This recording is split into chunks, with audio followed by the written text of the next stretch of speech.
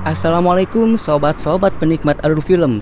Kali ini kita akan mengalur film action yang dibintangi oleh Jason Statham, aktor dengan karakter tangguh yang tidak pernah terkalahkan. Namun di filmnya kali ini, Jason Statham justru berusaha tobat dan sebisa mungkin menjauhi tindak kekerasan. Bahkan sampai pindah ke kota terpencil demi bisa hidup dengan tenang dan damai.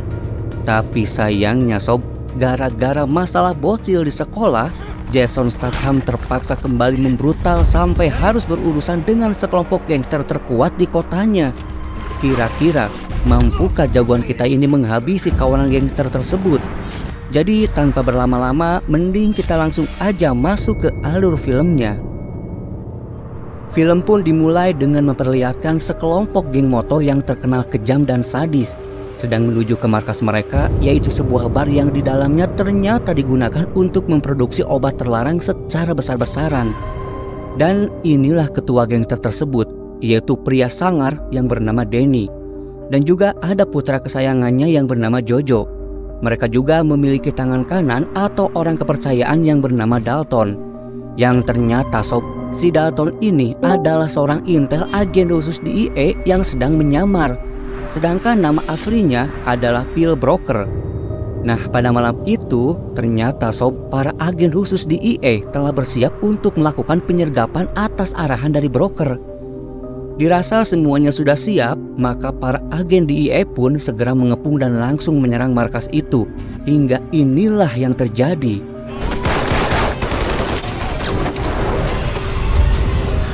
Di tengah ramainya baku tembak yang terjadi, ternyata Danny sang ketua bersama putranya Jojo berhasil kabur menggunakan mobil.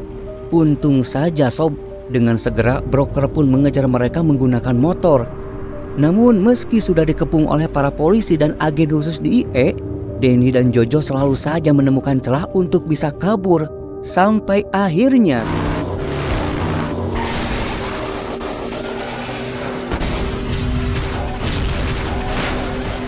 atas aksi nekatnya si Broker ini, akhirnya Danny pun berhasil tertangkap.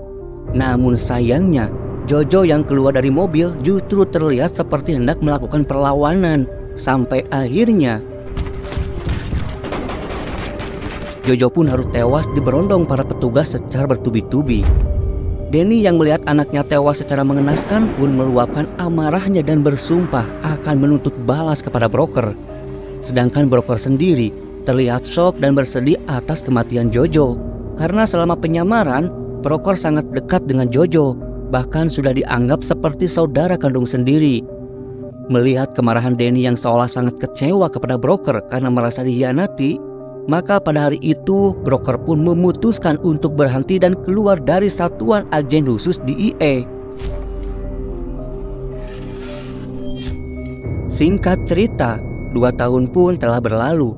Dan kemudian kita pun diperlihatkan dengan seorang anak perempuan cantik yang sedang bermain di sekolahnya. Namun sayangnya, anak perempuan yang bernama Maddie ini terlihat sedang diganggu oleh 3 temannya.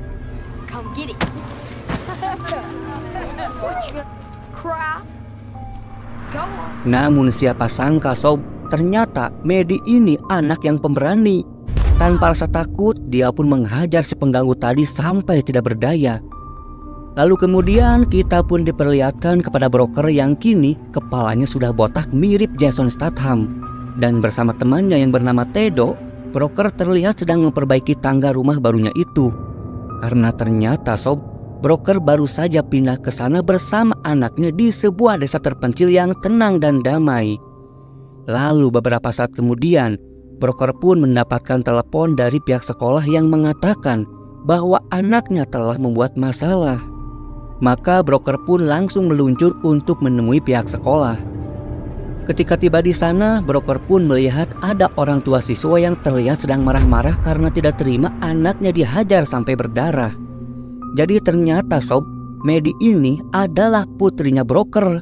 Ya pantesan aja dia pemberani dan jago Nah, di ruang guru itu, Maddie pun menjelaskan kepada ayahnya dan juga kepada ibu guru yang bernama Ibu Guru Susan tentang apa yang sebenarnya terjadi.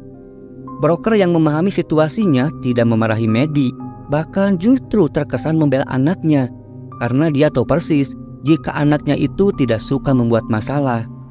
Namun setelah broker dan Maddie keluar, di sana sudah ada orang tua dari temannya yang sedang menunggu. Ada sang ayah yang bernama Jimmy dan sang ibu yang bernama Casey.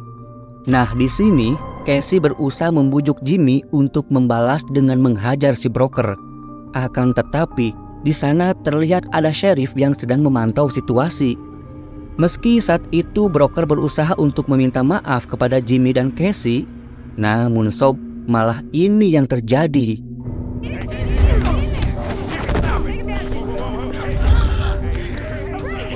Karena kejadian itu, kini mereka pun jadi pusat perhatian dari semua guru dan para orang tua di sekolah.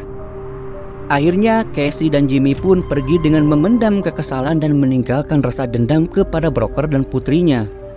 Sheriff yang masih ada di lokasi itu mengingatkan broker untuk tidak membuat masalah lagi dengan keluarga Casey, karena dia adalah wanita yang sangat emosional dan mempunyai silsilah keluarga gangster. Kemudian kita pun diperlihatkan ke sebuah tempat di mana di sana sedang berkumpul sekumpulan anak remaja yang sedang asik pesta obat terlarang. Kemudian datanglah seorang pria dengan membawa tongkat bisbol yang tiba-tiba saja menghajar salah satu remaja tersebut. Dan ternyata sob, pria ini adalah bos gangster sekaligus bandar obat terlarang di wilayah tersebut. Dan dia bernama Gator Bodin.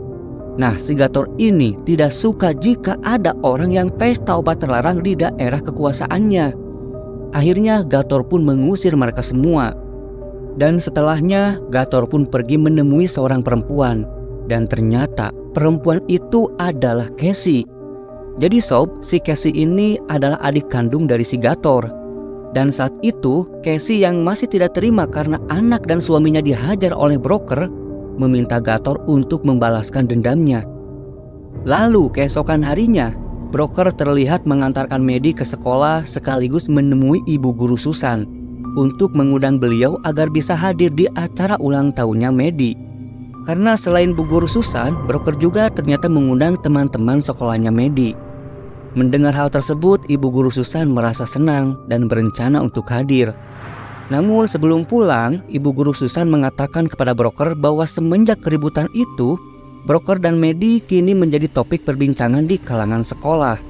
Ibu guru Susan pun menyarankan untuk segera menyelesaikan masalahnya secara baik-baik, supaya masalahnya tidak berkelanjutan.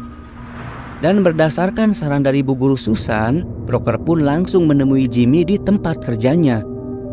Broker pun meminta maaf secara langsung atas apa yang telah terjadi. Pada saat itu Jimmy pun memaafkannya karena dia juga tidak mau memperpanjang masalah.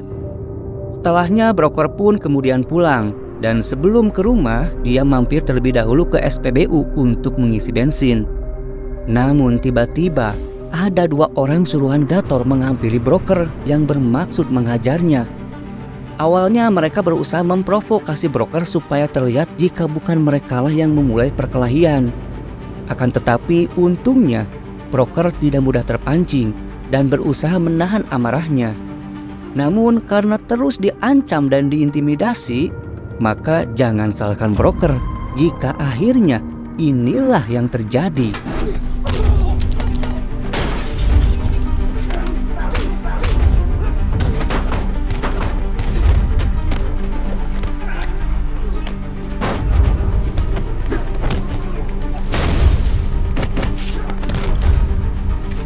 Setelah itu broker pun pergi meninggalkan mereka yang sudah terkapar tidak berdaya. Kemudian di tempat lain terlihat Gator yang sedang membuat obat terlarang di gudang miliknya. Namun beberapa saat kemudian Gator menerima telepon dari anak buahnya yang melaporkan jika mereka telah gagal menghajar broker. Mereka juga mengatakan jika broker orangnya sangat kuat dan tangguh. Mendengar hal tersebut tentu saja membuat Gator sangat marah. Karena selama tinggal di wilayah itu, belum ada orang yang bisa mempermalukannya seperti ini. Maka dari itu, Gator pun akan turun tangan untuk menghajar broker. Sementara broker bersama Maddie yang sedang di perjalanan pulang ke rumah, tiba-tiba mobilnya diikuti oleh sheriff dari belakang, yang bermaksud untuk meminta broker turun karena ada hal yang ingin dibicarakan. Dan ternyata Bapak Syarif ini mengetahui jika broker baru saja menghajar anak buah Gator. Broker pun diberi peringatan untuk selalu waspada karena menurutnya broker sudah membuat masalah dengan orang yang salah.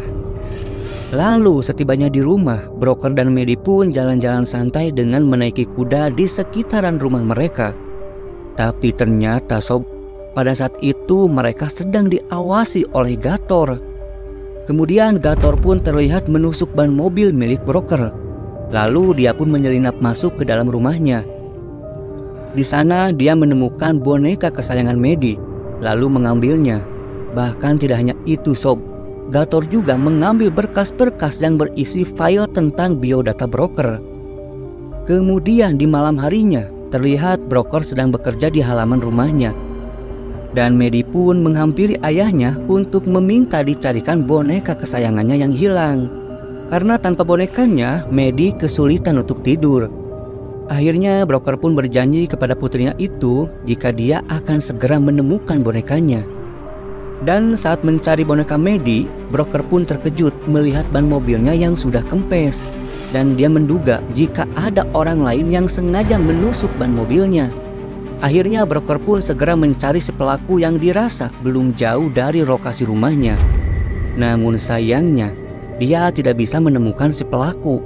Tapi sob, broker malah menemukan boneka milik putrinya yang telah dirusak dan hanya menyisakan bagian kepalanya saja.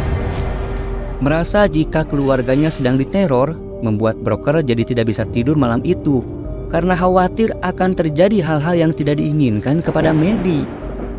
Kemudian di tempat lain, terlihatlah Gator yang sedang melihat-lihat berkas milik broker yang dia curi tadi siang.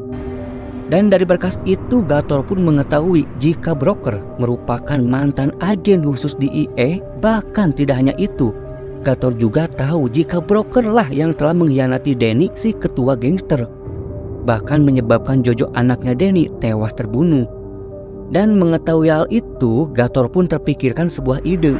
Maka dia pun langsung menghubungi teman wanitanya yang bernama Cheryl dan memintanya untuk bertemu guna membicarakan rencana untuk bisa menghabisi broker. Lalu keesokan harinya mereka pun bertemu di sebuah rumah. Gator pun langsung meminta Cheryl untuk memberikan berkas informasi tentang broker kepada Danny yang masih berada di penjara. Gator bermaksud memanfaatkan dendam Danny kepada broker, dan dia berharap dengan membantu Danny menemukan broker, Gator jadi punya kesempatan untuk bisa berbisnis obat terlarang dengan Danny. Lalu kemudian Cheryl pun memberikan berkas yang berisi informasi broker tersebut kepada pengacara Danny. Dan pengacaranya itu langsung memberikannya kepada Danny yang sedang berada di penjara. Setelah melihat foto-foto broker serta segala informasi tentangnya, dengan penuh amarah Danny pun kemudian memerintahkan pengacaranya untuk menggunakan segala cara demi bisa menghabisi broker. Lalu keesokan harinya, terlihat broker yang sedang mengantar Maddie ke sekolahnya. Dan saat itu broker bertemu dengan Casey dan juga anaknya. Broker pun segera meminta maaf kepada Casey atas kejadian sebelumnya. Lalu broker pun mengundang anaknya Casey untuk ikut merayakan ulang tahun Maddie di rumahnya. Dan anaknya itu pun setuju. Lalu setibanya di rumah, broker pun dibantu Tedo melakukan dekorasi untuk acara pesta ulang tahun Maddie. Di sini Tedo mengatakan ternyata sheriff yang merupakan seorang polisi pun selama ini bekerja sama dengan Gator. Dia selalu diberi sejumlah uang oleh Gator agar tutup mulut. Maka dengan demikian, Gator bisa leluasa membuat obat terlarang dan mengedarkannya. Tedo juga memberitahu broker mengenai lokasi di mana Gator memproduksi obat terlarangnya. Lalu kita pun diperlihatkan anak buah Danny yang paling beringas dan terkenal dengan kejam sedang datang menemui Cheryl. Dan dia bernama Cyrus. Di sini Cyrus pun meminta Cheryl untuk memberitahu di mana tempat tinggal broker. Namun sebelum memberitahunya, Cheryl ingin meminta imbalan, yaitu berupa kesepakatan kerjasama dalam bisnis obat terlarang.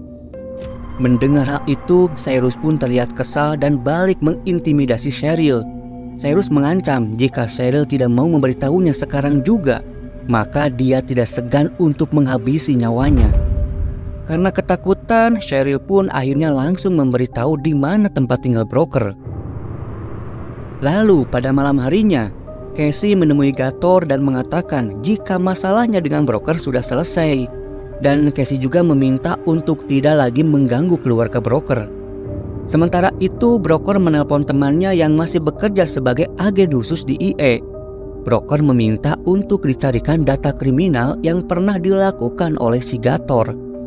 Nah, teman broker ini mengatakan jika Gator memang sering berurusan dengan hukum dan dia juga sering menyuap para polisi yang korup, sehingga Gator pun jadi kebal dengan hukum tersebut. Dan teman broker itu pun menambahkan jika broker harus berhati-hati karena Gator mempunyai teman wanita yang bernama Cheryl yang pernah berbisnis dengan Danny. Teman broker ini khawatir karena apabila identitas broker sampai ke tangan Danny, maka sudah dipastikan jika keselamatan broker dan Maddie bisa terancam. Lalu keesokan harinya, broker mencari Gator di sebuah restoran yang dekat dari rumahnya. Di sana broker juga bertemu dengan Tedo yang kebetulan saat itu sedang sarapan. Broker pun melihat jika Gator dan Cheryl ada di sana sedang duduk berdua di salah satu meja di restoran tersebut. Seketika itu, broker pun langsung menghampiri mereka dan memberi ancaman. Apabila Gator masih mengganggu keluarganya, maka Gator akan berurusan langsung dengan broker.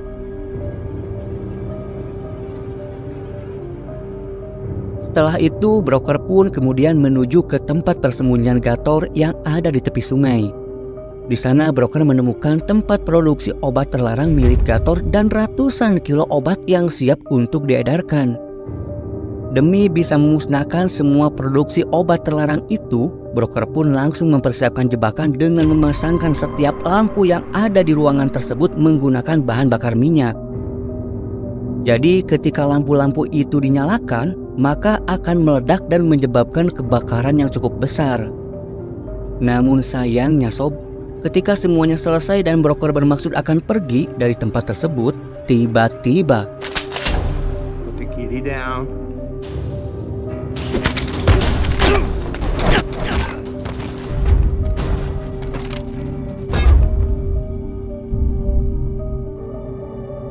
broker pun ditangkap lalu diikat di sebuah kursi. Dan setelah tersadar, broker pun terus disiksa habis-habisan oleh anak buah si Gator. Namun tidak lama kemudian, broker ternyata berhasil melepaskan diri dan kini keadaan pun berbalik.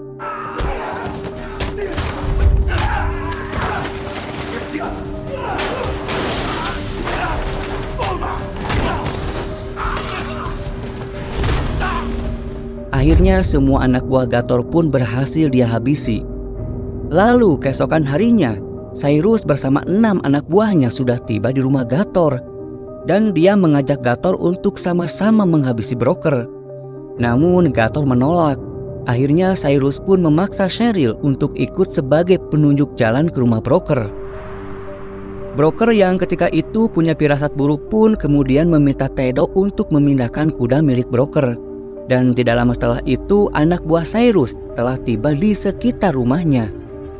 Anak buah Cyrus yang sedang mengintai kandang kuda kemudian diserang oleh Tedo, hingga Tedo pun berhasil menghabisinya. Dan dengan segera Tedo pun memberikan sinyal kepada broker dengan membunyikan klakson mobil.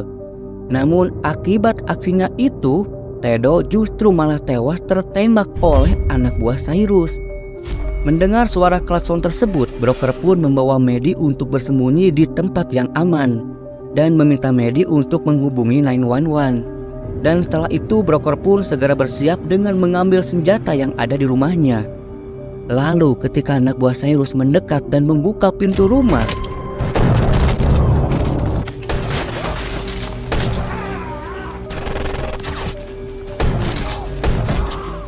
akibat mendengar suara tembakan, Maddie yang ketakutan pun refleks berteriak sampai akhirnya salah satu anak buah Cyrus berhasil menemukannya.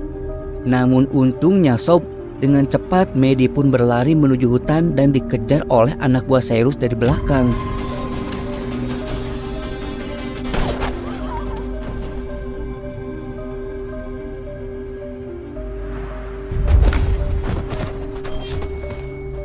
Menyadari jika Maddie ada di sana, broker pun segera menyuruhnya untuk lari.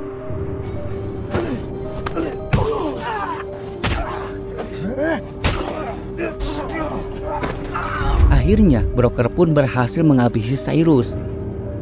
Dan di tengah pelariannya, Maddie pun akhirnya bertemu dengan Cheryl. Maddie yang tidak mengetahui siapa Cheryl sebenarnya langsung meminta pertolongan kepadanya. Cheryl pun akhirnya segera membawa Maddie menaiki perahunya. Broker yang kehilangan jejak Maddie memutuskan untuk kembali ke rumahnya. Namun sayangnya sob, di rumahnya ternyata sudah ramai dengan kedatangan polisi. Broker pun terpaksa memberikan sedikit penjelasan terlebih dahulu kepada para polisi tentang apa yang sebenarnya terjadi. Lalu tidak lama kemudian, broker pun menerima telepon dari Maddie yang mengatakan bahwa dirinya sedang diculik. Maddie pun menjelaskan jika dia sekarang sedang berada di tempat yang ada 2 kipas angin besar. Broker menduga jika tempat itu adalah markas gudang milik Gator. Seketika itu, broker pun langsung pergi ke sana menggunakan mobil polisi. Di sana terlihat Gator yang kesal kepada Cheryl karena telah membawa Maddie ke tempatnya.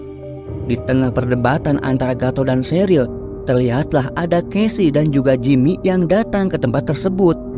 Gator lalu meminta Cheryl untuk segera menyembunyikan Maddie.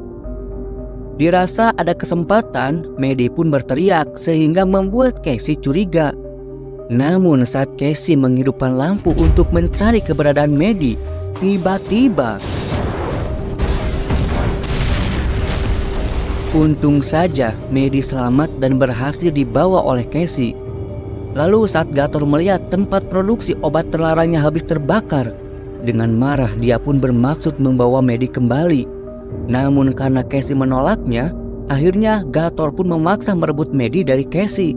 Dan pertengkaran antara kakak beradik pun terjadi, hingga akhirnya Gator tidak sengaja menembak perut Casey. Dan setelahnya Maddie pun dibawa kabur oleh Gator. Di saat yang bersamaan, broker yang baru tiba di lokasi tersebut mengetahui jika Maddie ada bersama Gator di dalam mobilnya. Seketika itu, broker langsung mengejar mobil Gator. Ketika itu semua rute jalan sudah ditutup oleh kepungan polisi. Namun Gator bermaksud kabur dengan menyeberangi jembatan.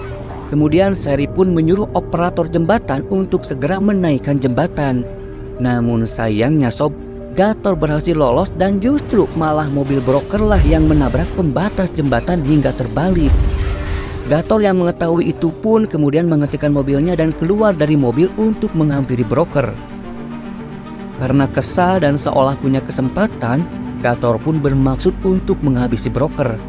Namun untungnya Maddie menghalangi dan berteriak memohon kepada Gator agar tidak menembak ayahnya. Dan pada saat yang bersamaan, Sheriff dan para polisi pun sudah siap berjaga-jaga dan meminta Gator untuk menurunkan senjatanya. Situasi itu membuat Gator jadi sedikit lengah. Lalu tiba-tiba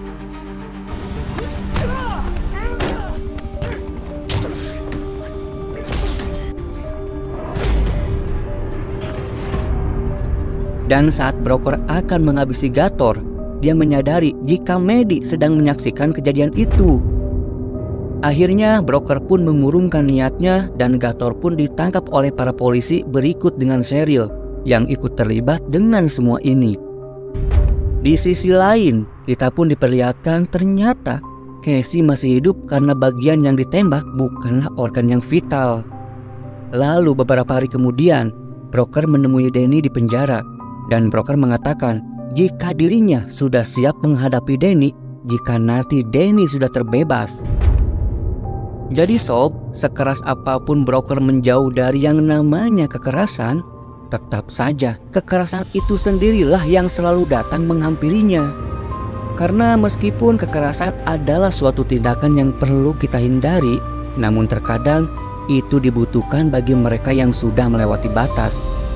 Sayyidina Ali bin Abi Thalib pernah berkata, bila sikap lemah lembut hanya mengakibatkan timbulnya kekerasan, maka kekerasan adalah suatu bentuk kelembutan hati. Itu